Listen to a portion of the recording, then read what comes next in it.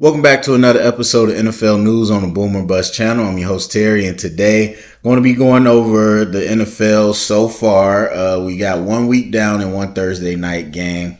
I wanted to do this earlier, but it's fine. We got games tomorrow, so it's the perfect time. So today I want to go over the headline news. I want to talk about some things that are overhyped, some things that are under the radar, and some surprises in the NFL so far.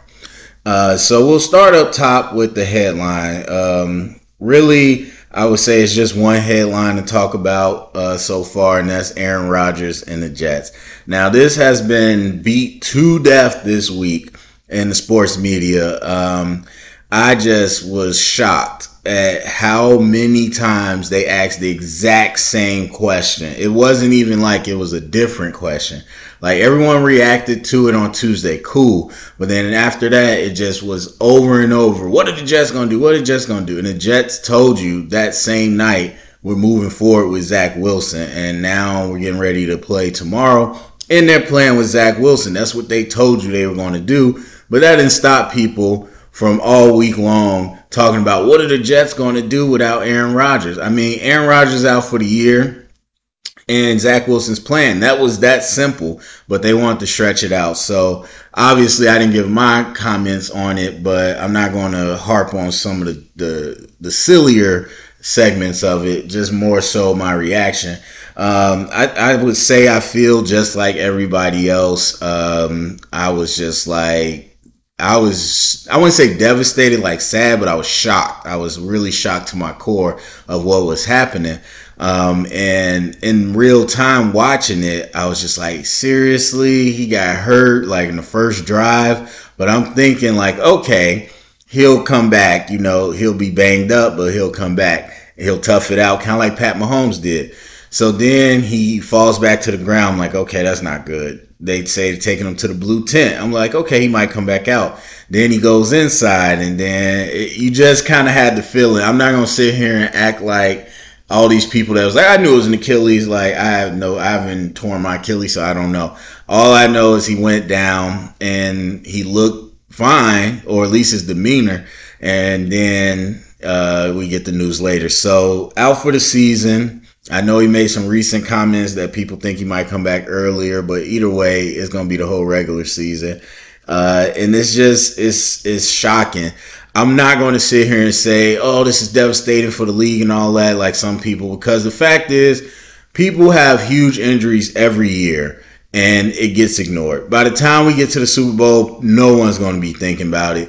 Barely anybody's going to bring it up, maybe in the off season, but it happens every single year in training camp. In the first few weeks, a huge key piece gets missing. The team goes on and they trash the team. Like, they'll trash the Steelers, how they performed last year, knowing TJ Watt wasn't really there. So it's just like things like that happen every single year. It sucks, but that's the game. But it was wild to see a team that was so public and visible and hyped up go through that. It was like a cruel joke. It was like a dramatic movie where all of a sudden Zach Wilson has to turn around. So the Jets are going to roll with Zach Wilson. And I think they're nowhere near what they would be with Aaron Rodgers. That goes without saying. Even if Zach Wilson changed completely and became a game manager, I just don't think the Jets had the same juice. Because to be honest, what people weren't talking about is there wasn't a lot of juice before. With Aaron Rodgers. Yes, everybody's talking about Garrett Wilson, and I thought Allen Lazard was going to be way more productive than people were giving him credit for, especially in the fantasy world. But after that, Corey Davis isn't there. So you got Randall Cobb and Lazard. Like, that's not really threatening defenses. And maybe you go to the younger receivers, but it's just, and of course, McCole Hardman, but none of that's really threatening defenses. Now, Aaron Rodgers can deal it around, but I just never saw that as a big-time group. And then, on top of that, you have Zach Wilson now throwing the ball. I don't think it's a ton of juice. And everybody's talking about the offensive line. The other thing I'll say about that is Aaron Rodgers didn't get hurt because of the offensive line. Like everyone kept saying, "Oh, he was pressured the play 3 plays before." What does that have to do with the play where he got injured? Like people, many of the media was trying to fit their narrative from the offseason into this thing and talking about, oh, the O-line. Like I saw it, like very disappointing. Odd Couple is one of my favorite of the sports media. Not to say they're the most accurate or anything, but one of my favorites, and I do hold them to a higher standard. For them to come out during the game and say he got hurt because of the poor offensive line, it was so ignorant. It was so, and you clearly didn't watch the game. Clearly you didn't watch it because you're on radio and you didn't know that this man was hurt. So they give you the breaking news in your ear to producers, and then you immediately just jump to your text. See, the offensive line got him hurt, and that is literally not what happened. Aaron Rodgers got himself hurt. Not only did he not get rid of the ball, but then he tried to twist and turn away from the sack, and that's when he popped his Achilles. So that was just negligent reporting, if we can even say reporting anymore with sports media, and that's why I have such an issue with them. But yeah, obviously throughout the week, people tried to tuck their opinion in and, you know, not bring it up. But everybody that Tuesday was talking about the offensive line fault. Then you got real football people like, no, that's a 3-step drop. He should have had that ball out. Not to mention they were cut blocking, so he knows he's responsible for getting that out and protecting himself. Then everybody just tried to be quiet. But yeah, that whole narrative, even while I was watching, I was like, that is a narrative. It's completely ridiculous. So anyway, the Jets, who I don't think it was going to be a cakewalk, like, and I'll talk about that a little later. I didn't think that was going to be a cakewalk, but obviously without Aaron Rodgers, I think it's a real long shot. All right, so under the radar, some things that went under the radar. Number one of the things that I didn't see anybody talk about was the Kansas City Chiefs offensive tackles. Now, I've heard I heard Nick Wright and, well, really just Nick Wright as far as sports media. But I've heard some Chiefs fans, too, that say they upgrade at tackle. Now, I'm one of the ones that have been saying Orlando Brown wasn't that great for a while. And, of course, Chiefs fans told me how wrong I was at that time. Then he goes to the Bengals. Now, all of a sudden, oh, yeah, he sucked. He was overpaid. Okay, fine. So I agree Orlando Brown wasn't that great. But they got Donovan Smith to replace him. Donovan Smith, who the league just roasted to no end when he was playing with Tom Brady, had to take a leave for a little bit, but then I guess got right for the Super Bowl run. But not a great tackle by any means. Never has been, and he's a year older. And in a new system for the first time. So there's that. Then you get Jawan Taylor, who I like from Florida coming out. He was with Jacksonville. He's a right tackle.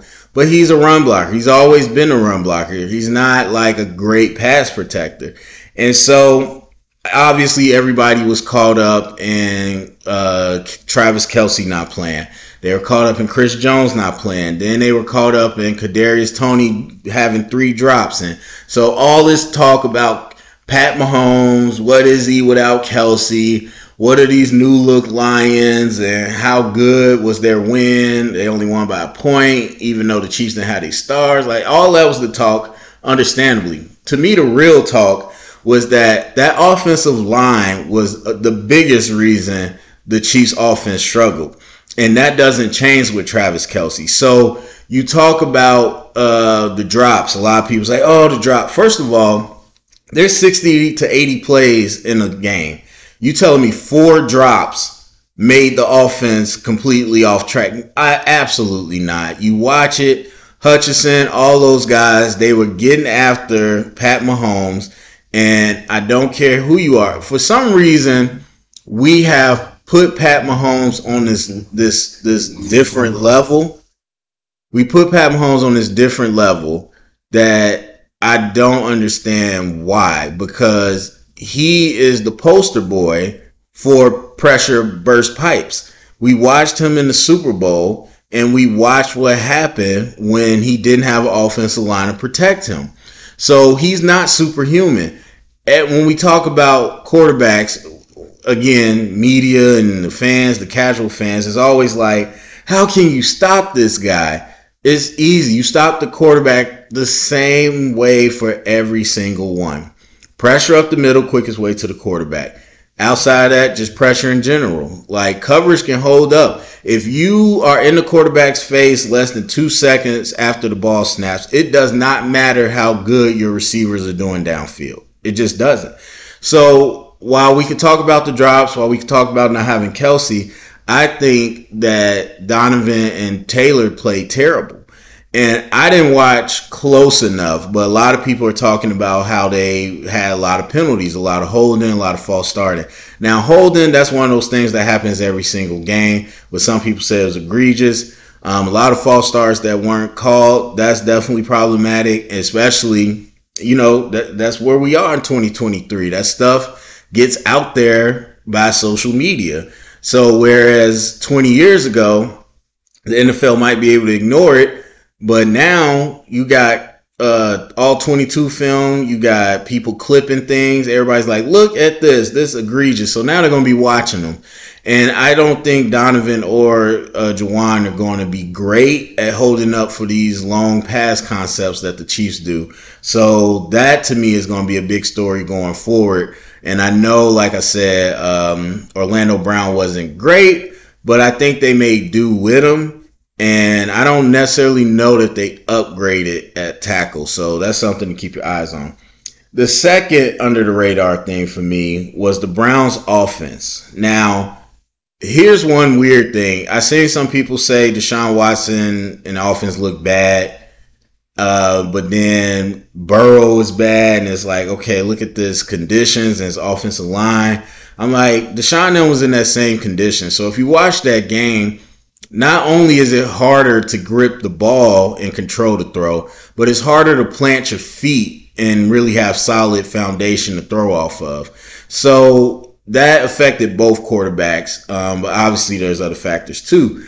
But outside of Deshaun Watson, having some bad passes, look at the offense. I was impressed by the offensive play calling. I thought that was some of the best play calling that I've seen. Now, the thing about it is the same thing with the 49ers and to some extent the Eagles, but I would say more so the 49ers. Teams like that, where if they get up and they're running the ball effectively, the whole offense opens up. Now, if they have to drop back and 10 personnel or empty and just pass the ball up and down the field, I don't know how well the Browns are going to look. But when they get to have Nick Chubb and play action, boot off of that, or line up everybody wide and run a quarterback lead power, or run a read option or jet sweep, or all these different things. And it was such a good mix on the drives. It wasn't very predictable. There was some straight up like dive plays, gap straight downhill. There was some zone plays. There was some play action boots off that. There's some sprint outs. There was some quarterback runs. There was some screens. There's a lot of creative things you could do. And then they got Elijah Moore kind of able to do some of that gadget stuff. But of course, number one, you got Chubb. When Chubb is breaking runs, especially on zone, because it's one thing for them to run a dive, double team you, hit up the gut for 10 yards. It's like, okay, that's smash mouth. We got to go. But when it's zone, what happens typically in zone is the offensive line moves, the defensive line moves, the linebackers move. A good running back finds the cutback or wherever they got to go, and then they hit that hole because they got three options. And now the linebackers and everybody's on skates. Now they're worried about, okay, the cutback, the movement. Now you're indecisive. And then once you see that heavy zone and then it's a play action, you cooked. So I thought the way the Browns offense operated was great, especially in those conditions. So I would urge people that are down on them to go back. And look, I'm not a Deshaun Watson fan at all as a person. So, but I have to admit, his mobility, even though it's not as dynamic as it used to be, but his mobility, his ability to pass, plus Nick Chubb and the weapons they got, it's going to be dangerous. It's going to be, imagine them playing in the Atlanta or Dallas inside a dome where it's completely clean and fast turf, like it's going to be dangerous. So I think the Browns offense isn't getting as much credit as people should be thinking about. All right, surprises. Number one, the LA Rams. When I saw that score, I was like, what in the world happened? I thought the Rams were going to be the second worst team in the league. And honestly, I remember they saying Stafford was injured, and that's all I heard in the offseason. So I didn't really know if he was playing or not. And I just thought the Rams were just a really whatever team. And I said, I don't care. I didn't care enough to look into it. So number one, Stafford was healthy enough to play, and he was back. And then I looked at the depth charts. I looked at every team's depth charts, and I was just like, I do not know who these players are. Not to say that this team's going to suck. I did think they were going to suck, but I was just like, okay. It more to me was a sign of we don't really care. Like, we gave away Ramsey. I expect them to give away Aaron Donald. It was just like, hey, we're going to put some younger. We're just going to put a team out there. And that wasn't to say that they couldn't play because I don't know them. But to me, when you just have a team that young and unproven, it just felt to me like they didn't really care. Maybe they did it. Maybe they were surprised how they played. But you watch that game, and it's two things. The Seattle Seahawks had no pass rush. They had none. And they like to do four-man pressure. They're one of those kind of old school 4-3 teams with play coverage behind it, Tampa 2, cover 3, whatever it is, and just send 4. And those 4 could not do anything, which was surprising because the Rams' offensive line was the biggest culprit last year. Now, they got a rookie in there, and then they got some additions too, but it still wasn't, no massive upgrades in anyone's mind. And to be honest, watching them, I don't think they were like overwhelmingly great. It's just that the Seahawks D-line was very underwhelming. And so Matt Stafford reminded me that, with time, any quarterback could get busy, but Matt Stafford is really a veteran slinger. And so when he had that time, it was go time. And you mix that with Sean McVay, who I thought called a very creative game and really getting some guys open because they don't even have Cooper Kupp. And you're just like, bro, this is an easy cakewalk win because I really like the Seahawks roster as well. I'm like, it's an easy cakewalk win. Man. And so you watch that, no pressure. Stafford was able to deal all day. And then the running game did just enough to keep things even so they could play action the way they want to. And Seattle, they I think was able to move the ball pretty well. Geno just didn't execute. The run game could have been better, but Geno didn't execute, and they had too many 3-and-outs. Like, you set yourself up for third down, and Geno just was not executing, and others too. So I just felt like the Rams defense wasn't going crazy, but they weren't blowing assignments. They weren't leaving people wide open. They played solid. And solid enough to let Geno make his own mistakes. So that was surprising all around on both sides of the ball. I thought the Rams were out there for dead, but they came to play. And so, like I said, Seattle's a good team to me, but that pass rush has always been an issue. Obviously, that won't be the case with every team that they play. They're going to see teams with actual pass rush, and we'll see what happens then, but I just don't think the Rams are the doormat that I once thought they were. My second surprise, we're going to stay in division, the Arizona Cardinals. The number one team I thought was left for dead. And you go against the Commanders. Look, to me, it wasn't about the Commanders. It was about the Cardinals. You don't have Kyler Murray. You get rid of your actual backup and bring in some people that haven't really played for you.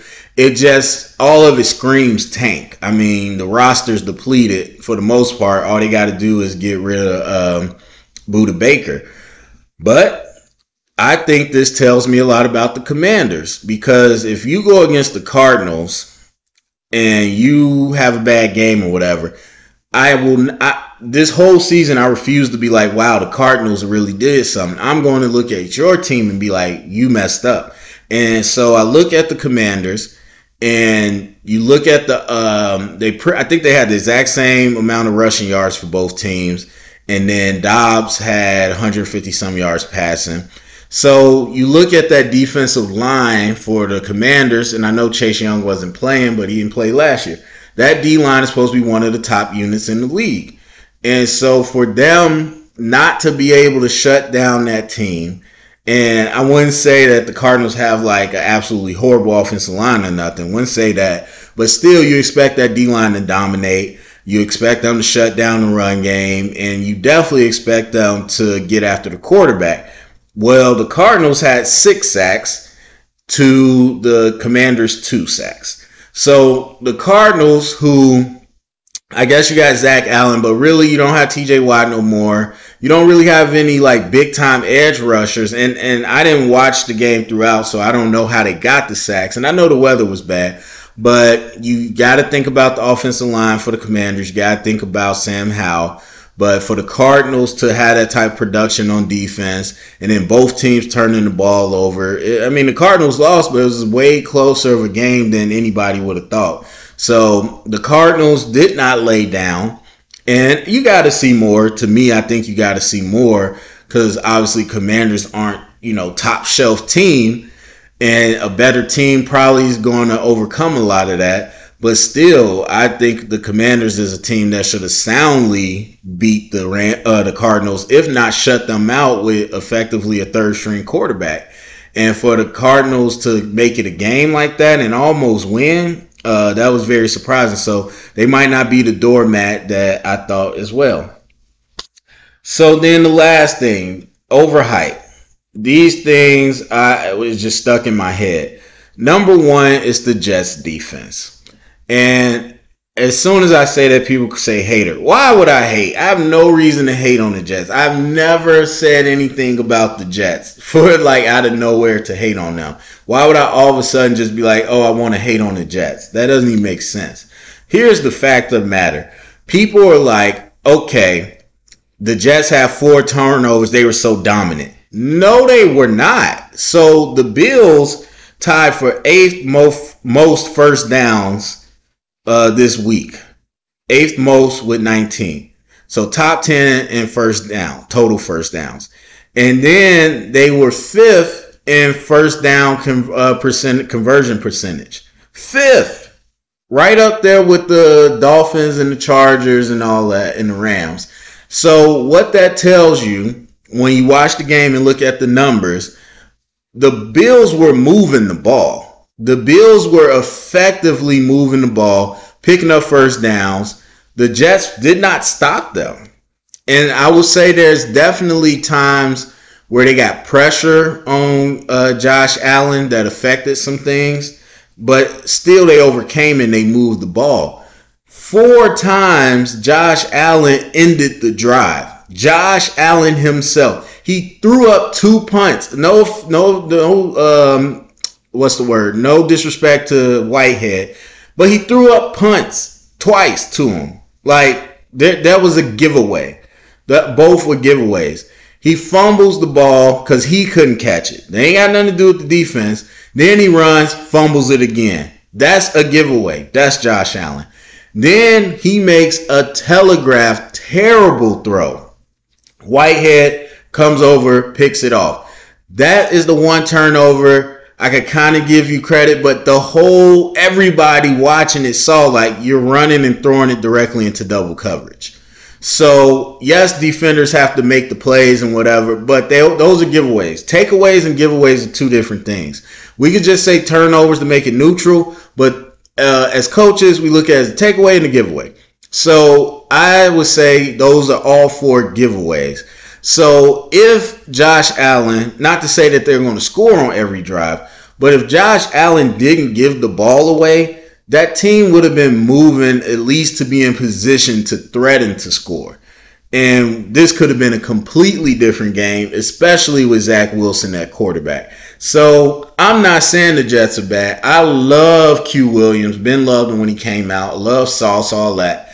I think the Jets defense is going to be really good. But the way everybody's talking about, oh, well, the Jets defense saved this game. The Jets is elite. The defense is elite. They already showed that. The 85, they're going to have to play like the 85 Bears and just, I'm like, bro, wait. No, they did not do that to Josh Allen. Josh Allen gave that ball away. So, again, I'm not saying that the Jets defense isn't going to be that caliber, but we got to see it against a team where they're making the error or forcing the errors, not where somebody's just giving them the ball. I don't think you could look at this Bills game as evidence of them being elite, especially, and it'd be one thing if Josh Allen gave them the ball, but you look at the numbers and the offense wasn't doing good before he gave them the ball. But no, like I said, top 5 in first down percentage and top 10 in first downs gained. Like, the offense was moving. Watch the game. You look at turnover and that's all you think about. But no, the offense was moving. So I don't think the Jets are as dominant as people put them out to be for this week. And we'll see if they have issues with other offenses. Because this is what happens, is people get shocked. Like, oh, like how did the same thing with Dallas? Honestly, I could probably put Dallas defense on the overhyped train too. Because the offensive line is terrible. It's the Giants. But it's the same thing that happened last year. Where I'm like, dude, look at what the Cowboys are doing against like good teams versus these weak teams. And that's why I say the schedule always matters.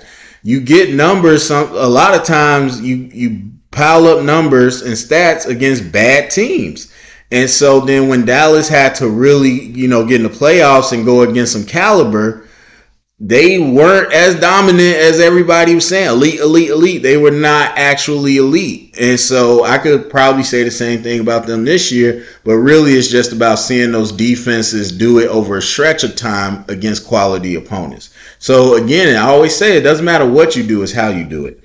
And so the last thing, overhyped, Jordan Love.